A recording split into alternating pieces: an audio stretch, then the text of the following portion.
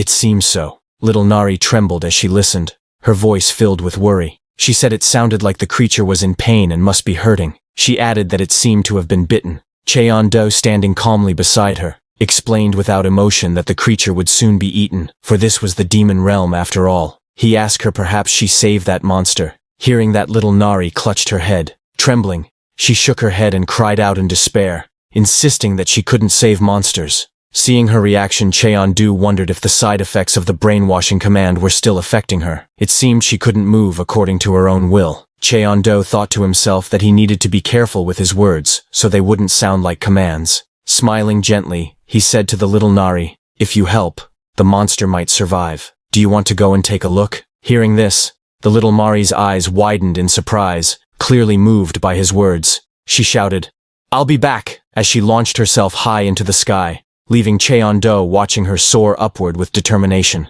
On the other hand, huge insect-like monsters with sharp wings and fierce eyes rushed forward aggressively, their movements fast and threatening as they filled the battlefield with danger. Their target, a small, fluffy creature, lay on the ground, weak and injured, its body trembling in fear. One of the giant insect monsters struck at it with a sharp claw, aiming to finish it off as the helpless creature cried out softly in pain. Just then, Little Nari rushed in, shouting, "Don't torment it!" She struck the giant insect monster with all her strength, knocking it back. The small, fluffy creature on the ground looked up in shock as she defended it bravely. Little Nari clenched her fist tightly, determination shining in her teary eyes. With a firm resolve, she thought to herself, "I will save it." A memory of past flashed in front of her eyes. In a dimly lit hallway, two children whispered nervously. Pointing at Little Robot, one asked if she had taken first place again in the rank battle. The other, sweating with worry, muttered that if this continued, they would be used for dangerous experiments with high chances of failure. This made those children angry, and they took Little Robot's small, yellow toy and torn it. They throws it on the ground, with tufts of its fluffy feathers scattered around. The other children shouted angrily, "Let us live too, if only you weren't here." They ganged up, kicking and beating the small robot. Curled up on the floor, the robot thought sadly, "Why, I just did as I was told." The small robot trembled. In its mind, it cried out, "It hurts. Please stop." Little Nari could not save her toy there, so this time she have divided to save this little white creature. Little Nari shouted with all her strength, "Stop!" Her cry echoed as the ground shook.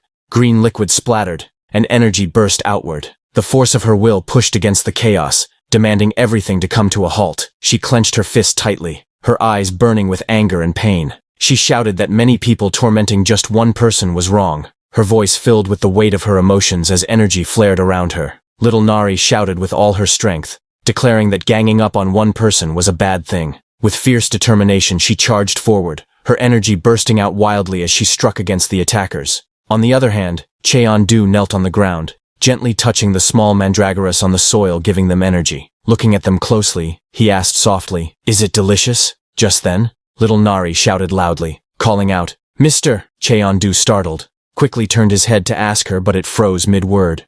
Little Nari's eyes filled with tears as she clutched the small creature in her arms. Panicking, she cried out. Little Nari held the small, injured creature tightly in her arms. Its eyes were swirling as if it had lost consciousness, and faint marks and bruises covered its body. Cheon-do tried to calm himself down, but then froze in shock. That tiny creature reminded him of the white monster with fiery eyes and a burning presence that he skinned before. He stared at the creature, a strange feeling creeping over him. It seemed familiar. Little Nari clutched the small creature in her arms, her face filled with tears and panic. She looked up desperately and cried out, calling Cheon-do uncle, asking what they should do. With trembling words, she explained that the creature wouldn't wake up, her fear and helplessness clear in her voice. She cried out that it didn't look good, and asked fearfully if it was dying. Cheon-do walked toward her calmly, and told her that they should take a closer look. He slowly reached out his hand, blue energy swirling gently around his fingers as he prepared to use his power. He placed his glowing hand gently on the creature, blue energy flowing around his fingers. After checking, he sighed in relief and thought that, fortunately, the wound didn't seem to be fatal. He realized that every monster's magic carried a unique history within it, something that made each one different from the other. He noticed that the creature had shrunk in size, and its color had become lighter, but he was certain it was still the same immortal-type monster from before, now weak and barely conscious in the girl's hands. Cheon-do wondered why the creature had shrunk so much, and if its way of healing was different from his own. Meanwhile, the little Nari, holding the small creature in her arms, anxiously asked if it was truly dying. Cheondu explained that the creature wasn't dying, but simply malnourished. He noted that it had shrunk because it hadn't been able to get enough food. Little Nari repeated the word, malnourished, in surprise, trying to understand. Cheongdu explained that he had given the creature some mana, so if they left it alone, it would recover on its own. Hearing that little Nari looked down at the creature quietly, her face filled with concern. She remembered her past where two children were very angry at her, and they destroyed her small, worn-out stuffed toy. Looking at that small creature, she remembered that She held up the small, weak creature with worry in her eyes. She pleaded that if they left it alone, it would surely die. Pointing out its condition, she compared it to a rice cake, limp and lifeless in her hands. Little Nari clutched the small creature tightly to her chest, her eyes filled with determination. She asked if she could raise it, saying she wanted to take care of it. Nervously, she promised that she would train it properly, and feed it well too. Her voice trembled as she asked if that would be okay. Cheondu with a calm smile, and remarked that the creature might grow quite large in the future. Little Nari quickly insisted that she would only feed the creature a little. Cheondu then allowed her to do as she wished. Hearing this, little Nari's eyes lit up with joy, and she asked in disbelief if he really meant it. Cheondu said yes, and suggested that she could let the creature roam around the yard and even guard the house. While they were talking suddenly, the small creature slowly opened its eyes, looking weak and confused. In a dazed voice, it wondered to itself, "Where am I?" And the next little creature suddenly jolted in shock as it noticed Cheondu standing in front. The small creature's eyes widened in alarm as it recognized the him. With a trembling voice, it thought to itself, "It's the one who took my skin." Back then, hearing the creature's voice, little Nari looked down. Her eyes lit up with excitement as she hugged the small creature tightly. Meanwhile, the creature's face twisted in fear and shock, sweat dripping down as it realized the danger it was in. Little Nari lifted the round creature high into the air with excitement, shouting that it was awake and even making dove-like noises. Meanwhile, the creature, sweating nervously, was shocked and confused.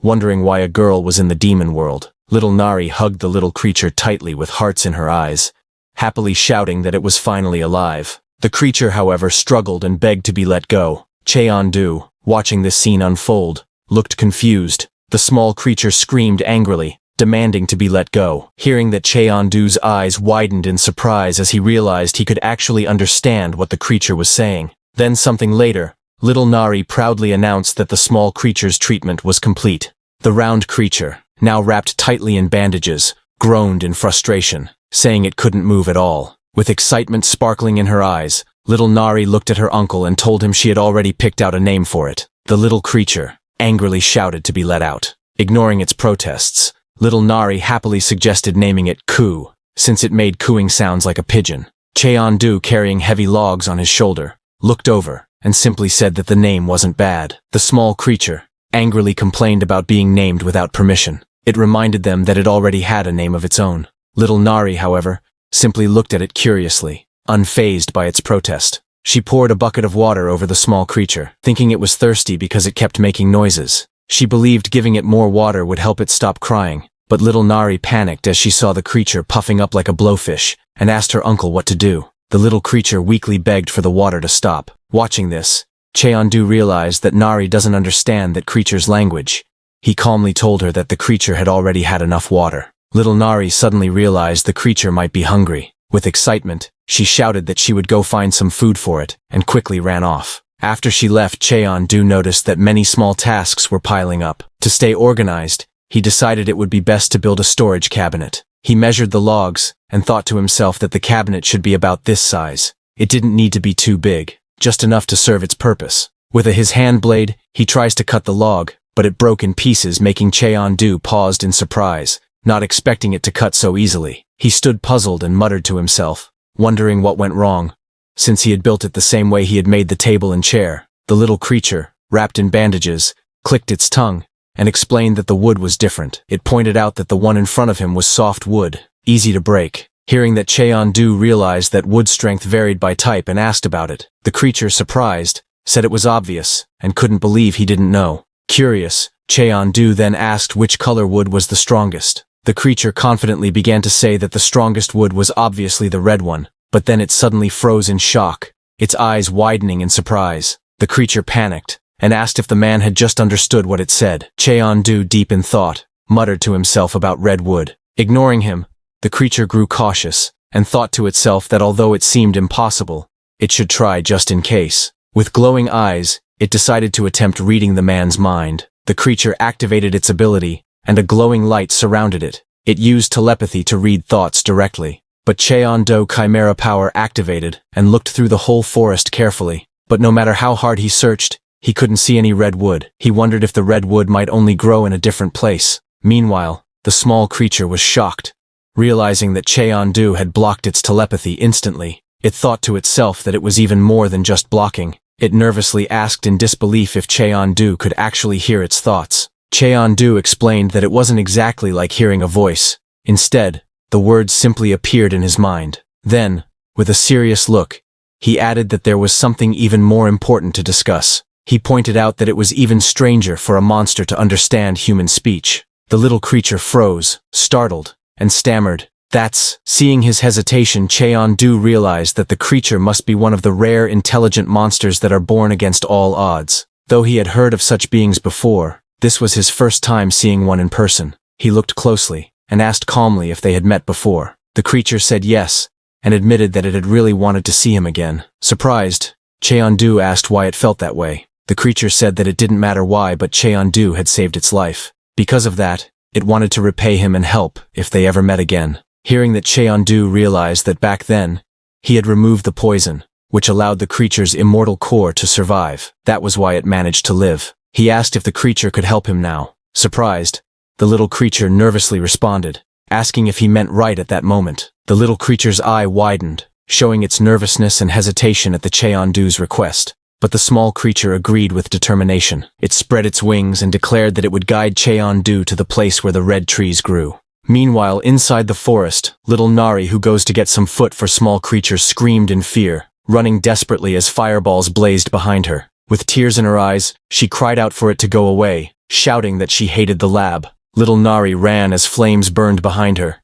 Tears streamed down her face as she cried out in pain, shouting that it was too hot. Suddenly fell face down on the ground, and that fireball hit the wall in front, and a massive explosion erupted in front of her, flames and debris scattering everywhere. Seeing that, little Nari trembled in fear, tears streaming down her face. She thought the lab had come to capture her. Panic filled her mind as she cried, terrified of the flames, admitting she hated fire more than anything. On the other hand, a person held a device showing a radar with a red dot. Watching it closely, they confirmed without doubt that she was the mechanical creature, the one capable of freely changing its shape. A tall man with long hair walked calmly through the raging flames, his expression cold and serious. Fire surrounded him, but he seemed completely unfazed, holding burning energy in his hand as he stepped forward with authority. The man stared ahead with a cold, serious expression. Surrounded by flames, he admitted to himself that it didn't feel right to attack a child, but he was prepared to do it anyway. The man's eyes burned with determination as flames swirled in his hand. He shouted fiercely, explaining that his life was at stake, hoping the child would understand why he had to fight. The man thrust his hand forward, unleashing a massive wave of fire. Flames roared violently, rushing toward little Nari, who looked tiny and helpless in the distance. The man shouted that this was the end. As flames rushed forward, little Nari's eyes widened in fear, tears streaming down her face, her body frozen in shock as she realized the danger closing in. Just then, with small creature perched on his shoulder, Cheon-do appeared right in front of little Nari, stopping the fire with his bare hands. Behind him, frightened little Nari wiped away her tears. Cheon-do thought to himself that all he had wanted was to finish building the cabinet and eat in peace. But now he was forced into this fight. The small creature's eyes glowed with determination as it used its telekinesis, and told Cheon-do it would reveal the location of the trees later. For now, saving the child was the top priority. Cheon-do's eyes glowed with determination, ready to act. Kim Nari sat trembling on the ground, clutching her head as she muttered for the fire to go away. Seeing her, Cheon-do realized she is terrified of the flames, and clearly not in a stable state of mind.